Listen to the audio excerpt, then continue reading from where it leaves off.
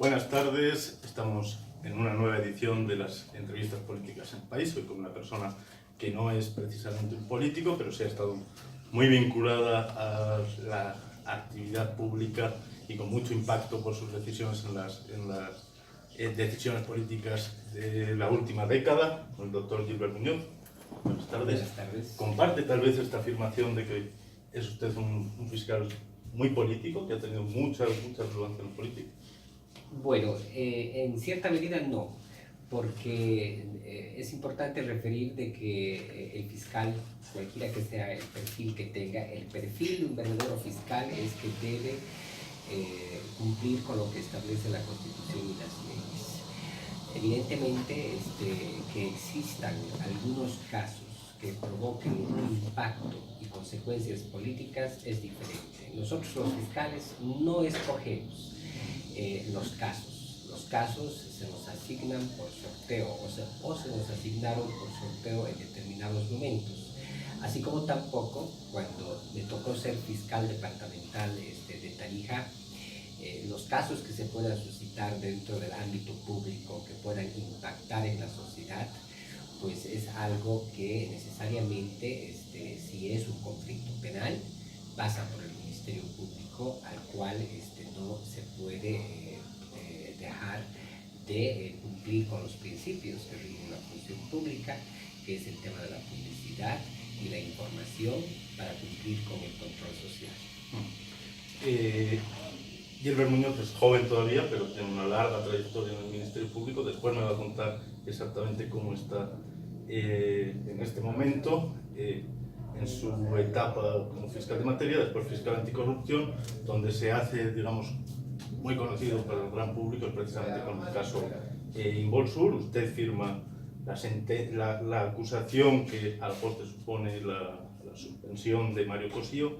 Después de todo lo que ha pasado, ¿lo volvería a hacer? ¿Cómo valora aquel momento? Mire, no solamente son estos casos, hubieron un conjunto de antecedentes que me pusieron para estar como fiscal anticorrupción. En aquel momento era justamente a inicios de la vigencia de la ley Marcelo Quiroga Santa Cruz. Estamos hablando de la gestión 2010, precisamente, en los primeros meses, marzo del 2010, que cambiaba lo que era el Programa Integral Anticorrupción, conocido como PIA.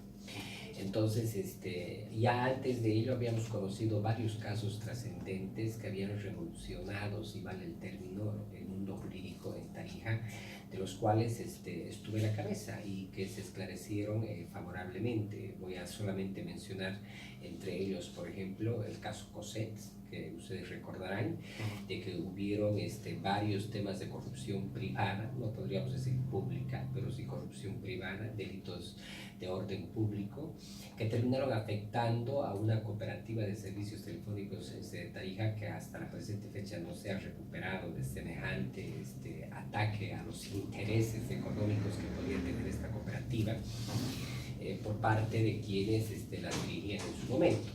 Y algunos otros casos sobresalientes que se presentaron, en el cual conformamos equipos de fiscales, bonos fiscales, hasta que también por sorteo, no solamente llegamos a conocer el caso Involsur, sino algunos otros casos más de corrupción, de conmutación, porque en el departamento existíamos solamente 3 fiscales anticorrupción. Entonces, de ahí es que el caso Involsur se convierte en un ícono. ¿Por qué? Porque se termina de investigar dentro de plazos que están establecidos por ley y nosotros hacemos lo que correspondía hacer por ley. Ahora, que este caso haya desembocado en una consecuencia política a consecuencia de una ley de autonomías que estaba vigente en todos sus artículos y que posteriormente o meses después o casi un año después esta se modifica por el efecto de una sentencia constitucional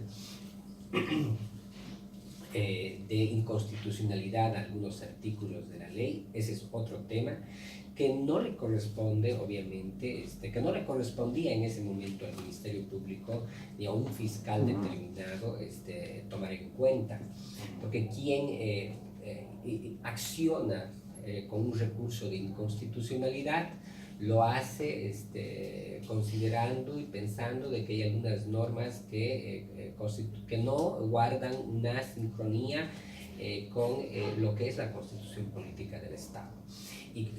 Para ello se sigue un conjunto de pasos en ese momento con la ley de la Constitución Política del Estado y de procedimientos constitucionales para poder interponer un recurso de esa naturaleza. Entonces, eso ya era un tema de carácter político en el que obviamente no tuvimos nada que ver en ese tema. Nosotros teníamos que tomar una decisión en ese caso. O teníamos que sobreseer en caso de no encontrar pruebas suficientes, o se tenía que acusar cuando concluyó toda la etapa de investigación.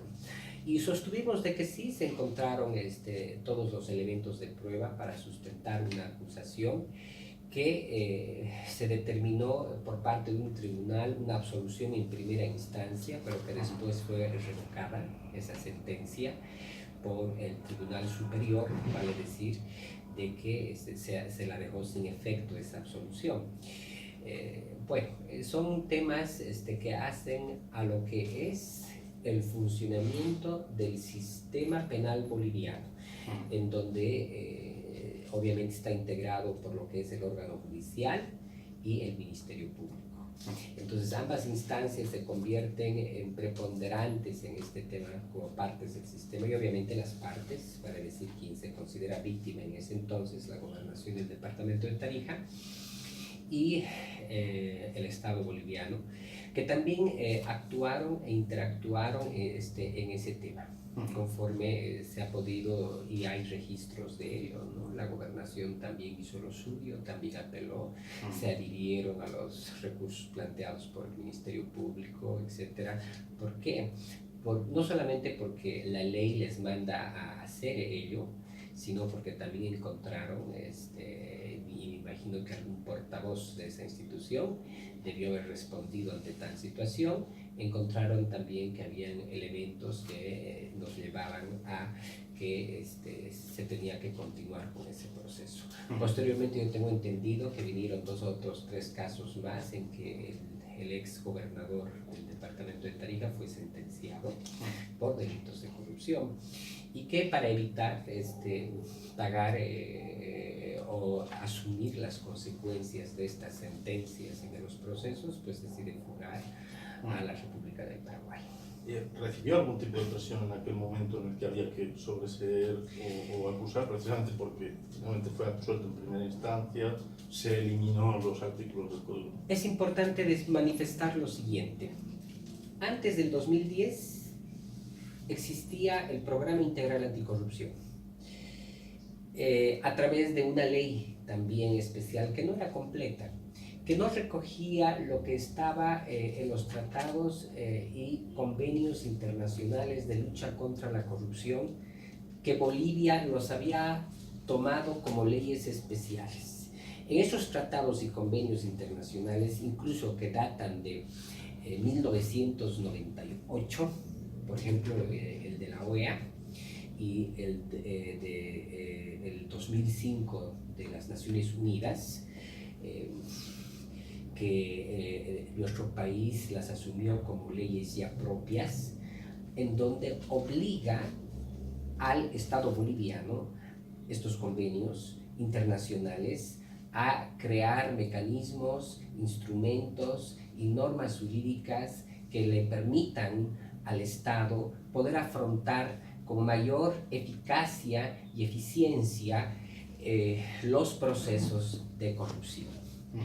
Entonces, incluso con el PIA, el Programa Integral Anticorrupción, y posteriormente en el 2010, en marzo del 2010, con la ley Marcelo Quiroga Santa Cruz, conocida así también que es la ley 004, en ambas instancias establecía un control y un seguimiento de entidades estatales al trabajo que realizaba los operadores del sistema penal boliviano, vale decir policía, fiscalía y órgano judicial. Eso no puede ser tomado como una presión, porque era una política institucional de lucha contra la corrupción a nivel nacional que en 1999, si más no me equivoco, o el 2009, el gobierno adopta mediante una ley especial y posteriormente viene la ley Barceló Quiroga Santa Cruz, etcétera, y ese decreto supremo que regulaba el programa integral anticorrupción. Entonces esto llevaba a que los viceministerios de transparencia institucional de lucha contra la corrupción, por ejemplo, puedan hacer monitoreo y seguimiento de los diferentes casos de corrupción que afectaban gravemente los intereses económicos del Estado boliviano. Entonces ahí había un seguimiento, ahí había un apoyo para el fortalecimiento, para la capacitación, etcétera, de los operadores de justicia. De hecho, por ejemplo, hubo un conjunto de fiscales, un grupo de fiscales que a través del Ministerio de Transparencia Institucional de Lucha contra la Corrupción hicieron cursos de posgrado en investigación de hechos de corrupción pública realizados en universidades privadas, obviamente con una interacción del propio Ministerio Público y del Ministerio. ¿Por qué? Porque la ley obligaba a que los fiscales que estaban justamente conociendo esos casos tenían que ser fiscales especializados en esa rama y se trabajó de esa manera en conjunto para lograr mayor eficacia contra la lucha contra la corrupción. Entonces eso no puede ser tomado como una presión. Posteriormente a esto, ya la ley que modifica la ley que modifica el Código de Procedimiento Penal ya establece la participación obligatoria en todos los procesos, no solamente control y seguimiento, sino participación del Viceministerio Institucional de Lucha contra la Corrupción del Estado y de la Procuraduría General del Estado que fue creada posteriormente. Entonces, en los procesos, dependiendo de cuantías, etcétera, de daños económicos causados al Estado. Después de aquella acusación a Mario Cosillo y su posterior salida del país, apareció la famosa foto que se le ve a usted con Luis Alfaro. ¿Cómo ha explicado esas? Bueno, nosotros lo explicamos en ese momento y constan en los registros. Eran días en que yo estaba gozando de un permiso, una especie de vacación, y que nosotros simplemente teníamos que hacer, los legisladores bolivianos en ese entonces, miembros de la Asamblea Plurinacional, son los que tienen que ver con las modificaciones de las leyes.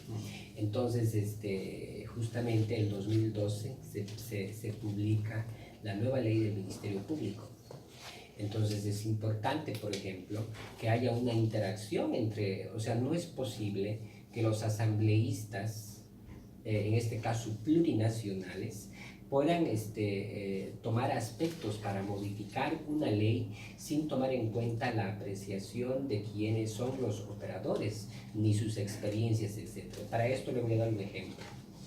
Incluso mi persona ha sido miembro de una comisión nacional en la que hemos trabajado por prácticamente 2 meses, cuando todavía fungía como fiscal superior en la Fiscalía General del Estado, ya de manera conjunta con el Ministerio de Justicia, con miembros del Tribunal Supremo de Justicia, con asesores de la Asamblea Plurinacional de Bolivia, y en algún momento hubo reuniones con las máximas autoridades ejecutivas de estas instancias para hablar de la modificación a la ley. Ahora este proyecto de procedimiento abreviado se encuentra en la Asamblea Plurinacional, pero esto necesariamente se hizo recogiendo tanto las experiencias de los operadores en el órgano judicial, fiscalía, policía, etc. Hubo también gente del Ministerio de Gobierno, porque son ellos la cabeza de sector, si vale el término, de la Policía Nacional. Entonces, todos estos somos parte del sistema. Entonces, esto no es nada extraño. Este es un tema común, es algo que debe ocurrir necesariamente. Entonces, eso es lo que yo puedo responder en torno a su pregunta. Desde 2013 lo hace fiscal departamental, nombrado 2013, 2014. En realidad, el 2012. 2012. En octubre del 2012, en noviembre del 2012, mi persona es designado como fiscal departamental, pero esto se debe primero, y esto es importante, y en algún momento lo dijimos, lo aclaramos, algunos medios no publican lo que en realidad consta. Cuando yo me institucionalicé en el Ministerio Público, obtuve la segunda mejor nota a nivel nacional. Vale decir que fiscales o quienes querían institucionalizarse en el Ministerio Público de todo el país, hicimos toda una carrera fiscal en lo que era el Instituto de Capacitación del Ministerio Público en ese entonces, que duraba aproximadamente 6 meses de capacitación intensiva, incluso con docentes del extranjero. Estoy hablando de españoles, colombianos, obviamente bolivianos, los mejores docentes que se pudo conseguir con la cooperación española, la ESI, de ese momento, que cubrían todos estos gastos con un convenio con la Fiscalía General o la Fiscalía de la República en ese entonces, que nos capacitaron por ese lapso de tiempo para hacer una formación técnico-científica desde el punto de vista jurídico. Entonces, yo tuve esa segunda nota a nivel nacional.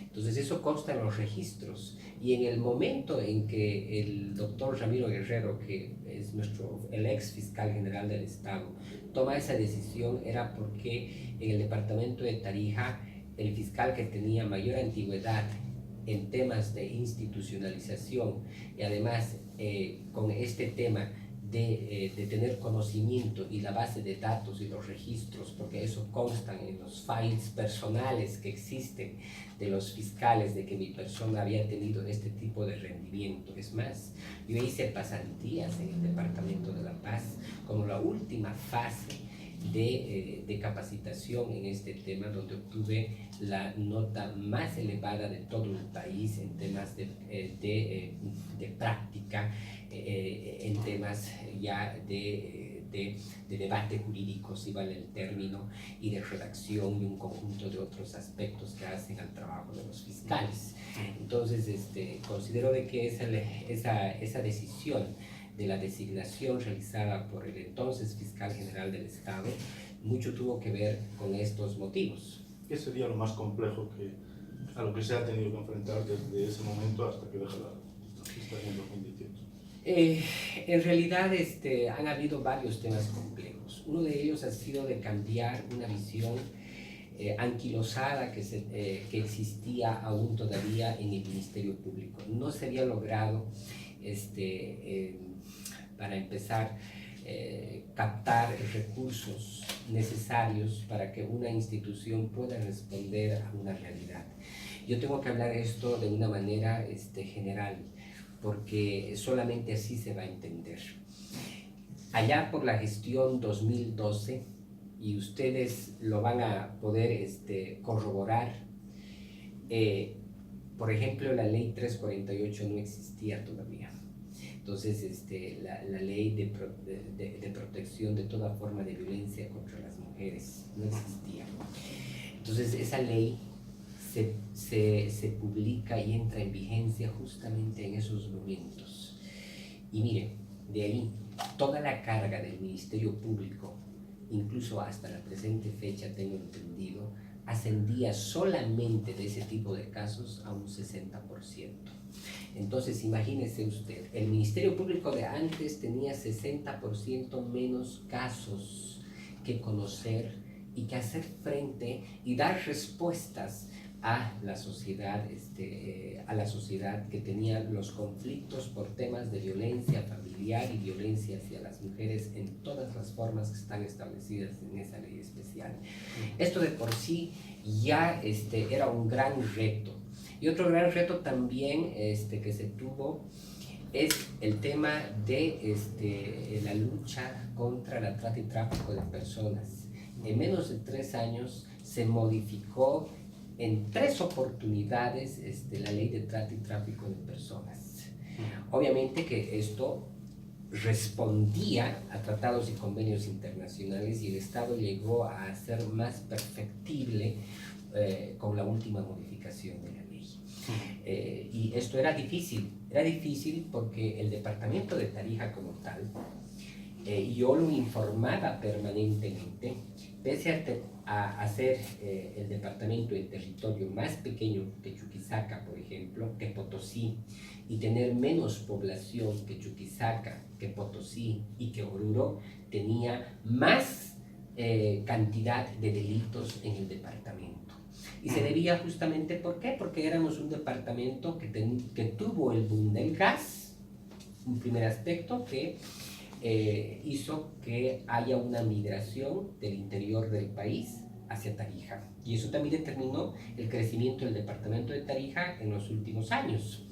Un primer aspecto. Un segundo aspecto era de que el departamento de Tarija pues tiene varias fronteras con la Argentina, a través de Bermejo, en Yacuiba, Villamontes, Paraguay, etcétera, y con una cercanía entre Paraguay y Chile que también hacía de que el narcotráfico sea un flagelo, que Bolivia se convierta a través de nuestras fronteras, no solamente en temas de contrabando, sino también de narcotráfico, para que la droga paraguaya, por ejemplo, o de Bolivia o del Perú, etcétera, que tenía que pasar hacia la Argentina o llegar a Chile, etcétera, nos convierte en un país de tránsito. Entonces, estos aspectos determinaron tomar políticas, decisiones y una reestructuración interna del Ministerio Público que nos permita a nosotros afrontar de la mejor forma posible los diferentes conflictos que se presentaban en esto. Esto en el nivel general. Pero en el nivel específico yo podría manifestar de que evidentemente hubieron algunos casos emblemáticos que se presentaron. ¿Y por qué digo emblemáticos? Porque se convirtieron en trascendentes y se convirtieron en casos de impacto social. Vale decir de que la sociedad le hizo un seguimiento pormenorizado a estos casos, como por ejemplo fue el caso Mariscal, uno de ellos. El caso Mariscal en donde yo siempre dije lo siguiente.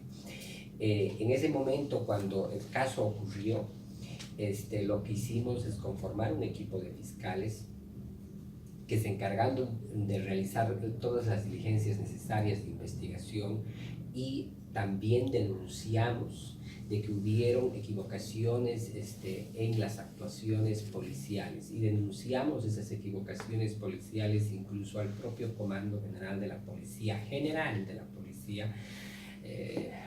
al ser la instancia mayor, ¿no? Entonces, eso ya era un tema de competencia de la Policía Nacional a través de la Ley de la Policía y sus reglamentos para el tema de sanciones disciplinarias ante esas fallas, porque es importante que la gente tenga presente que no solamente en ese proceso, en todos los procesos de investigación, el sistema opera de la siguiente manera: policía, Ministerio Público y órgano judicial.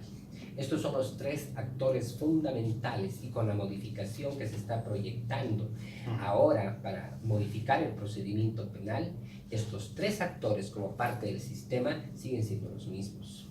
Obviamente con una diferente visión de trabajo, con diferentes herramientas, etcétera, de trabajo que se van a implementar con esta modificación, porque obviamente la sociedad cambia y necesita de nuevos instrumentos para poder dar respuestas más rápidas a los conflictos que se puedan presentar.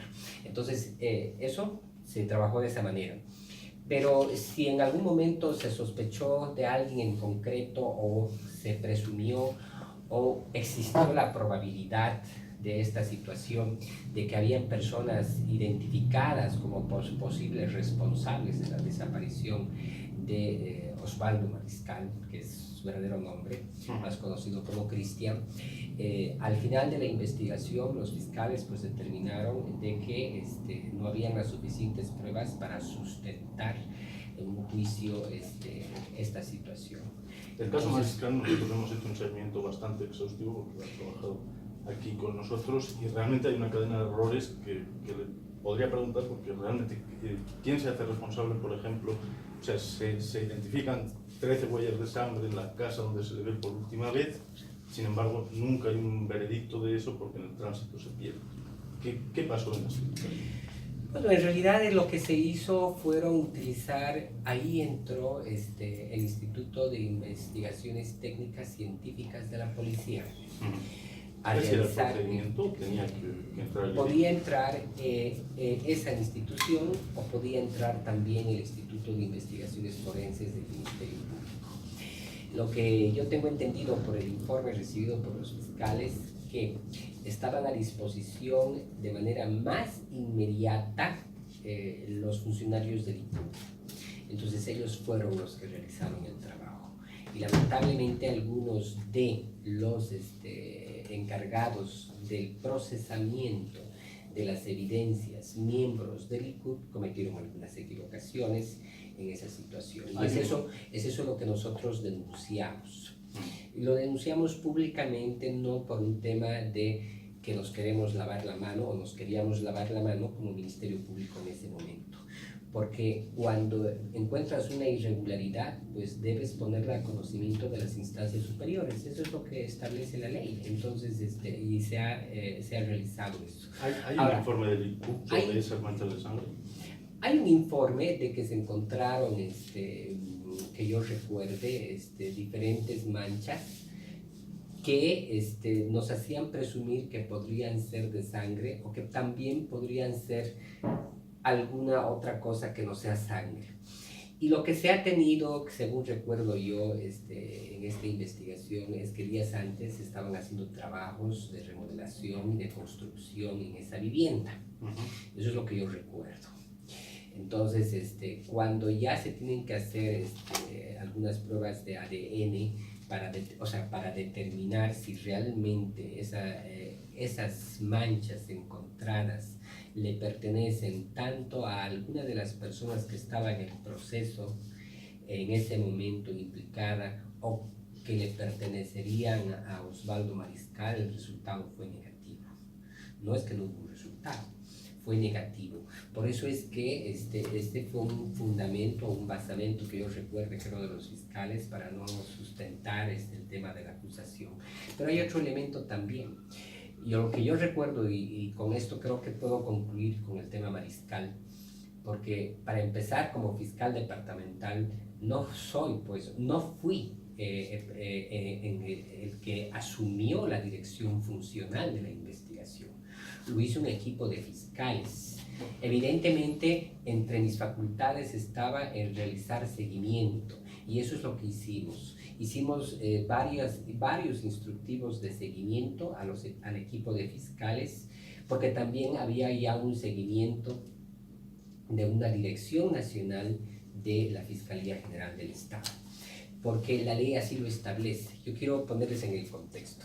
Si tú tomas la ley del Ministerio Público, dice, hay una dirección de gestión fiscal, y esta dirección de gestión fiscal, dependiente de la Fiscalía General del Estado, le realiza seguimiento a los fiscales de materia de manera específica, no solamente aquí, en todo el país, y también puede realizar seguimiento de la gestión que están realizando los fiscales departamentales. Entonces hubo también ese seguimiento, que es, yo diría, interno propio desde la Fiscalía General del Estado.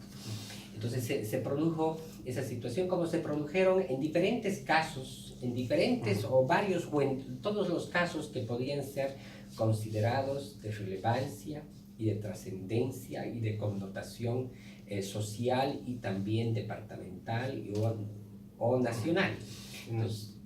Disculpe que lo corte. En el caso del vehículo, que usted lo tomó personalmente y anunció que había sido secuestrado porque Cristian desapareció con el vehículo en enero.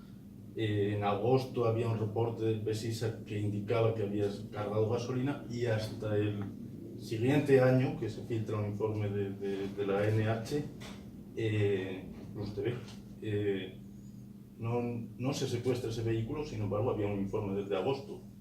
Un vehículo que además al final acaba resultando que no era. ¿Cómo pasó esto? Hay información que antes de que sea pública para las partes, se la maneja internamente, no solamente ahora, siempre es así, hasta tener un resultado. Porque yo le puedo dar un ejemplo a usted. Si yo anuncio de que se va a hacer un allanamiento en un domicilio, entonces si lo anunciamos ya no tiene sentido realizar el allanamiento, porque lo que se está buscando, o a quien se está buscando,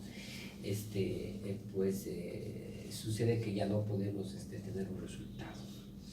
Entonces, evidentemente, se hacía yo, la información que recibí de los fiscales es que se estaba haciendo un seguimiento y que tenían un informe o tenían un informe de unas cámaras de seguridad en una estación de servicio. Entonces, cuando eso ocurrió, inmediatamente se trabajó en solicitar cooperación a la gente del Ministerio de Gobierno, porque ese trabajo no lo puede realizar la Fiscalía por sí sola. Se necesitaba trabajar a nivel nacional. Esos videos, esas imágenes, etcétera, mostraban un vehículo con las mismas características que tenía Cristian Mariscal en la ciudad de Cochabamba. Entonces, eso significaba un trabajo nacional. Y es por eso que se hizo esas solicitudes de cooperación. Más allá de las características del registro, precisa. Claro, así, no, exacto. Entonces, y se logró dar con ese vehículo que tenía las características y la ley establece de que las partes en el proceso, familiares, etcétera, pueden hacer un reconocimiento. Se hizo un reconocimiento del vehículo, también se trabajó en ese tema, según recuerdo, y posteriormente se hace ya un tema más específico, que son las pericias de revenido químico para determinar el número de chasis, todas esas características que son propias. Que se debe realizar, y sucede de que ese vehículo era un vehículo clonado, no era un vehículo original. Entonces y que se estaba ante un vehículo que tenía todas las características similares, pero que no era el mismo porque era un vehículo clonado. Lo cierto es que este proceso, que en realidad fue complejo. Fue complejo, ¿por qué? Porque desde el momento en que desaparece Osvaldo Mariscal, nunca más vuelve a aparecer el cuerpo. Y aquí nosotros lo dijimos, debe quedar constancia que el Ministerio Público agotó absolutamente todos los medios para poder dar con el cuerpo. Se pidió cooperaciones internacionales a la no me equivoco, en unas 3 oportunidades para procesar la información interna que se tenía, etcétera, con resultados adversos, al margen de que se realizaron registros, inspecciones, etcétera, en diferentes lugares en donde posiblemente se tenía información de que podría estar, información por parte de la familia, ¿no es cierto?, donde podría estar el cuerpo de Osvaldo Mariscal. Se utilizó para ejecutar todo eso cooperación incluso del Ministerio de Defensa, porque son ellos los que tenían equipos especializados para poder hacer una búsqueda, por ejemplo, bajo, no sé, unos 50 metros bajo el agua, etc. No sé qué, todo ese instrumental que la Fiscalía no lo tiene, ni tampoco la policía, para realizar. Entonces, por eso se solicitó al Ministerio de Defensa y también hubo esa cooperación y no se pudo encontrar el cuerpo de Osvaldo Mariscal. Por eso es que cuando nosotros informamos el fin del proceso en relación a las personas que estaban siendo procesadas, era el fin del proceso en relación a esas personas procesadas, pero no era el fin del proceso como tal. Por eso nosotros siempre dijimos, el caso está abierto, porque el caso queda como estar ante una persona desaparecida. que mientras no se encuentre alguna nueva evidencia, o no se encuentre el cuerpo, no se encuentre algún rastro, alguna prueba que nos pueda llevar al paradero o a saber qué es lo que ocurrió con Osvaldo Mariscal de manera definitiva, pues el caso no se cierra. Entonces, eso es lo que informamos. Por eso es que podemos decir que el caso no se puede reabrir, porque el caso está abierto. El caso, no solamente aquí, en todas partes. Cuando tú estás investigando la desaparición de una persona, porque no encuentras el cuerpo, el caso se mantiene abierto hasta que puedas encontrar alguna evidencia que te permita dar con el paradero de dónde se encuentra la persona. Entonces, hasta ahí es donde yo puedo informar sobre este caso del caso Mariscal, denominado así y conocido así por el Ministerio Público. Es más, hace más de un año, ya casi y medio, que yo dejo la Fiscalía Departamental y el caso estaba abierto. Se abogaron antes de esa ley, el tema de lo último quedó muy claro, el tema de los celulares también. Se investigó a todas las personas que estaban esa noche en la casa, porque en una hipótesis de asesinato no había un nombre. Se investigó a las personas que estaban ahí. Había un conjunto de temas, ¿no? La residencia en donde, del último momento en que él es visto con vida, es una zona residencial de Tarija, que se encuentra en el centro. Se hicieron rastreos de cámaras de seguridad, etc. Tengo entendido que se encontró incluso una que indicaba la dirección que hubiese tomado el vehículo, si más no recuerdo, de ese caso. Todos esos elementos, todos esos antecedentes quedan en los registros de los antecedentes de investigación. Alguna vez se señaló también a una supuesta amistad de usted con el abogado de la última persona que lo vio con vida, digamos, la expareja, que era Rafael Gómez. ¿Qué relación tiene con Rafael Gómez? En realidad, si hubiera esa amistad, no hubiese sido cuestionado tan duramente cuando las personas que estaban defendidas guardaron detención preventiva. No me parece eso ilógico, o sea, por sí mismo. Ahora que uno conozca, yo a usted en el departamento de Tarija, mi estimado, lo conozco a usted, pero eso no me hace de que tengamos una amistad íntima. Entonces, siendo yo una autoridad departamental, evidentemente, al radicar aquí en Tarija, al nacer en Tarija, radicar en Tarija, tener familia en Tarija, vivir en Tarija, trabajar en Tarija, es obvio que conozco a las personas. Entonces, usted se acordará de que ninguna de las partes estaban contentas, es decir, las personas estaban privadas de libertad y habían cuestionamientos de los que estaban privados de libertad.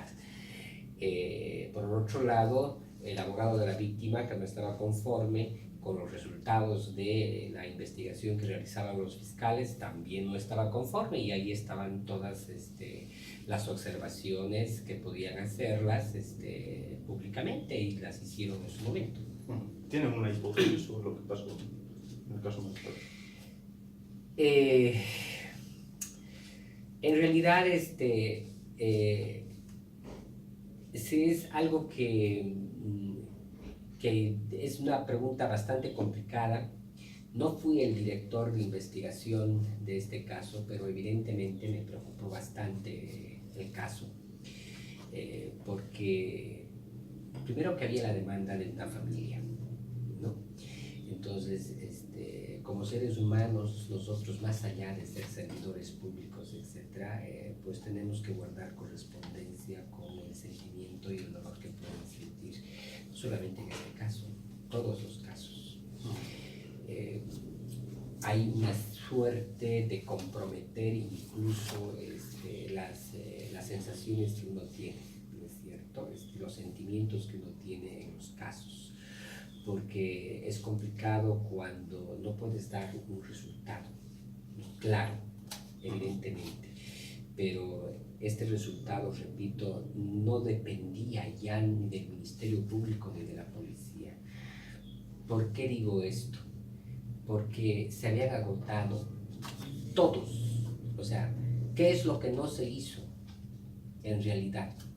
Más allá de que hubo un error de manipulación de una evidencia por parte de la policía, que es lo que no se hizo. Se hizo todo lo que se tenía que hacer. Entonces, sin embargo, pese a ello, no se pudo dar con ese resultado. Entonces, la hipótesis que yo tengo, y según algunas declaraciones de algunos colegas que tenía Osvaldo Mariscal, es de que él realizaba algún trabajo de investigación. O sea, él, al margen de hacer su trabajo, de informar a la sociedad, etcétera, él era un periodista investigador, ¿no es cierto? Entonces no solamente esperaba que venga la fuente a darle una información, sino que él era la fuente. Entonces tal vez esta situación pudo haber generado alguna situación que comprometa su seguridad. Esa es la hipótesis, pero que no pudimos sustentarla con algún elemento objetivo. Y estamos ante un caso de una persona desaparecida. La relación con la policía, ya superando el caso Mariscal, durante sus años en la Fiscalía ha sido, ¿cómo la calificaría? ¿Mala, regular, buena? Mire, siempre hay, como en toda relación, como una relación de pareja, una relación de amistad, una relación en familia, tiene sus altas y sus bajas. Y más considerando que yo he estado 5 años y 3 meses como fiscal departamental y creo que conocía más de una docena de comandantes departamentales de la policía, o sea, con los que me he reunido. Entonces, con algunos el trabajo era más eficiente y más eficaz, con otros no era tan eficiente y tan eficaz. Entonces, sí, tuvieron altas y bajas. Pero más allá de eso, el respeto institucional siempre prevaleció. Por un caso reciente, ha saltado un caso de narcotráfico de una familia bastante conocida en Tarija, de la clase alta.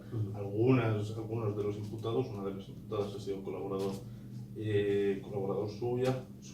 No es evidente este tema. Cristina Mendoza era fiscal de materia en la gestión de Ramiro Ugarte. Entonces, y ella deja de ser fiscal de materia en la gestión del ex fiscal de distrito Ramiro Ugarte. Puede usted investigarlo en el file personal de la fiscal. Después vino la doctora Yes, que estuvo medio año. Después vino el doctor Rodrigo Antelo, que estuvo 3 o 4 años como fiscal de departamental. Y después vino yo, o sea, imagínense, no pueden relacionarme con algo de esa naturaleza. Una de las hijas sí, pero no está en la investigación. La hija, que también fue fiscal de materia, fue fiscal, y se lo aclaro, en la gestión de Rodrigo Antelo, ex fiscal departamental de Tarija. Cuando ingreso yo a la fiscalía, es una de las primeras a las que se le da carta de agradecimiento. ¿Le llevó algún tipo de información a su despacho? No, nosotros medíamos por resultados el trabajo de los fiscales. Es decir, los fiscales que continuaron ejerciendo funciones eran aquellos que tenían capacidad de hacer gestión. No, me refiero de este caso, de esta familia, que al parecer no, tiempo, pero no, ningún informe,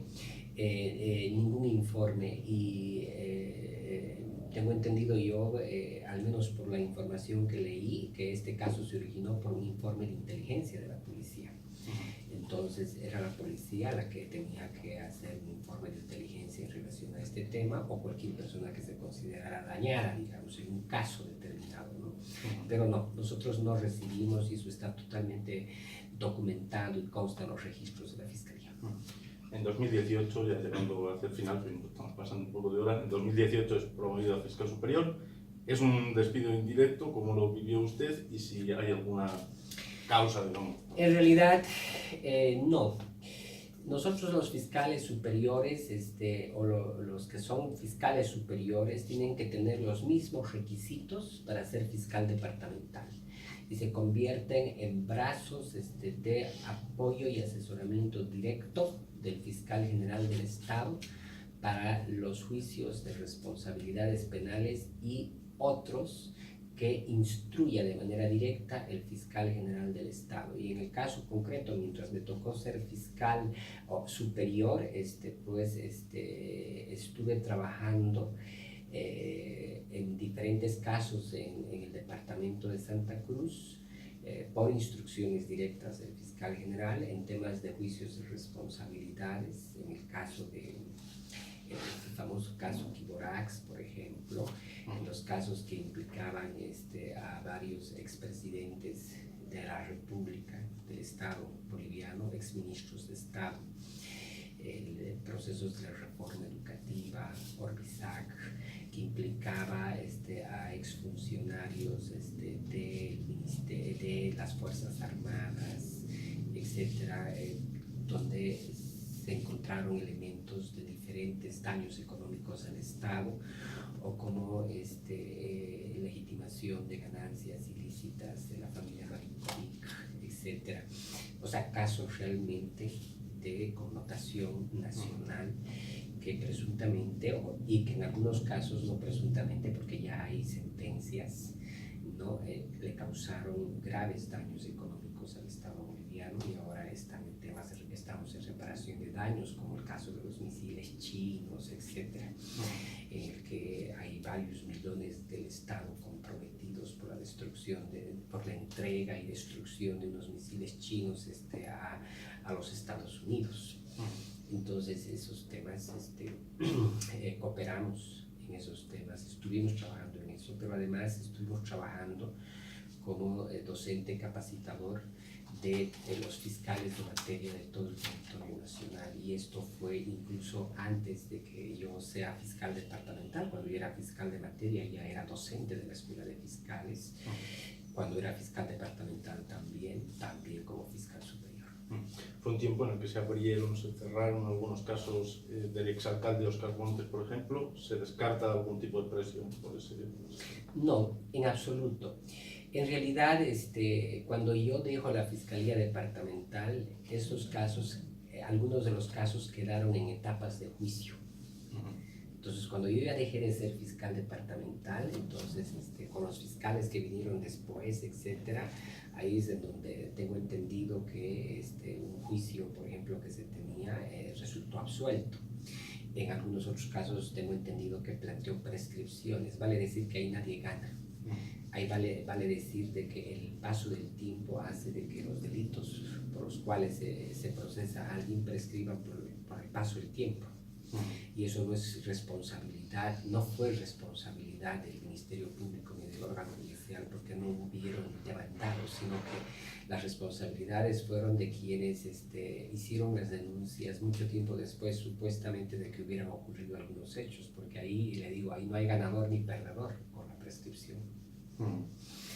Entonces, es eso, y algunos casos todavía estaban en etapas de investigación, así como también los casos de Lino Condori. Cuando yo me fui, ya habían 2 casos que estaban para juicio. Entonces, los procesos no se construyen de un día para otro, los procesos se construyen a través de un proceso de investigación, y obviamente va a depender si hay ampliaciones de investigación, porque supuestamente hay otros actores implicados, etcétera. Entonces, si más no recuerdo, eran 3 casos y algunos otros casos que estaban con imputaciones penales, en el caso de Lino Condori. Entonces, yo le voy a dar un ejemplo. Los procesos de Mario Cosío comenzaron aproximadamente entre el 2007 y 2008 y concluyeron algunos de ellos en 2011. Y con apelación aún todavía esos casos siguen pendientes de resolverse. Entonces usted haga números. Entonces no pueden decirnos ahora de que aquí nosotros no hemos actuado o hemos dejado pasar, etcétera, porque Lino Condori entró el 2011 y las denuncias contra él empezaron aproximadamente el 2016, el 2017. Entonces usted vea los registros de cuando comenzaron esos procesos de investigación. Para ir cerrando, se nombra nuevo fiscal general, vuelve al departamento y es destinado a Villamontes, se provoca posteriormente su renuncia. ¿Se siente perseguido, discriminado? No, no en absoluto, no me siento de esa manera. Creo que hemos cumplido también un ciclo de trabajar 15 años en el Ministerio Público y créame que el trabajar en una institución como esta es de mucho compromiso. Implica a veces las 24 horas del día. Yo tenía una hora de ingreso a la oficina que era a las 8 de la mañana y a veces me retiraba de mi oficina y eso lo pueden constatar varios colegas, etcétera, de mi oficina a las 2 o 3 de la mañana del día siguiente, porque habían varios temas que reformar en la fiscalía, que trabajar, que hacer, etcétera. Y por eso mismo, como le estaba comentando hace un momento, son más de 6 años que no había tomado vacaciones, inclusive hasta mi salud se vio deteriorada, la familia abandonada. Entonces, en esos temas yo expuse y he priorizado incluso el tema humano mío también para dar un paso al costado, luego de haber entregado lo que estuvo a nuestro alcance hacerlo, como el tiempo y los conocimientos que hemos adquirido. Y por eso siempre vamos a estar agradecidos nosotros, uno, con la institución que nos albergó, dos, con la tolerancia para la sociedad. Alguien por ahí manifestó de que no se había resuelto diferentes casos en la gestión en la que yo estuve a la cabeza. Y creo que se equivocaron y nunca se tomaron la molestia de ver nuestros informes trimestrales en los que los da en todos los medios de comunicación. Nosotros hicimos lineamiento de persecución criminal en el departamento y también en el país. Y también dejamos todas las bases de la política criminal que debía tener el Ministerio Público para afrontar las causas de los diferentes fenómenos criminales en el departamento de Tarija. Dejamos mapas georreferenciales de los índices criminales en el departamento, en las provincias, para que la policía pueda potenciar su trabajo, etcétera, con otras instituciones. Hicimos un trabajo bastante arduo y tuvimos un nivel de gestión del 102.5%. Entonces eso está documentado en los propios informes de gestión de la propia Fiscalía General del Estado, lo que nos llevó prácticamente a estar en el primer lugar en capacidad de gestión de las fiscalías en el país. Lo informamos así en su momento y eso consta en los registros. Esto nos llevaba a que habíamos obtenido pero absolutamente varios casos que se habían resuelto, ya sea con salidas alternativas. Habíamos dado incluso la cantidad de juicios ganados cada año, cuántos juicios se ganaron por el Ministerio Público, cuántas salidas alternativas, cuántas incluso sobreseimientos, o todas las formas en que concluían los procesos. Entonces, hicimos lo que estuvo a nuestro alcance. Entonces, y por eso es que nos vamos con esa satisfacción y al momento de dejar la fiscalía, pues concluimos que dejamos o hicimos lo mejor que pudimos, ¿no? Y obviamente si hay algunos temas pendientes, seguros estamos de que los que vienen después van a continuar ese tema de resolver los conflictos sociales, etc., porque es un mandato constitucional que nos dan. Entonces hay un tema que dicen, todos somos pasajeros, pero las instituciones quedan, y en realidad la institución siempre va a estar ahí. Entonces ya pasó el tiempo de Gilbert Muñoz en el Ministerio Público. Deja el Ministerio Público para siempre, es irreversible. ¿Cuál es el objetivo? ¿Cuál es el objetivo ahora? Tal vez la política, tal vez. En realidad siempre me ha gustado el tema académico. Soy una persona que desde mi temprana edad me he formado. Yo tengo 6 posgrados y uno de ellos es en el tema de pedagogía y educación superior, otros en investigación de hechos de corrupción y los demás son en materia penal. Entonces, el tema académico es algo muy importante, más cuando vemos un colegio de abogados a nivel nacional y departamental que no funciona para nada más allá que para emitir críticas jurídicas, pero sin ningún tipo de acción.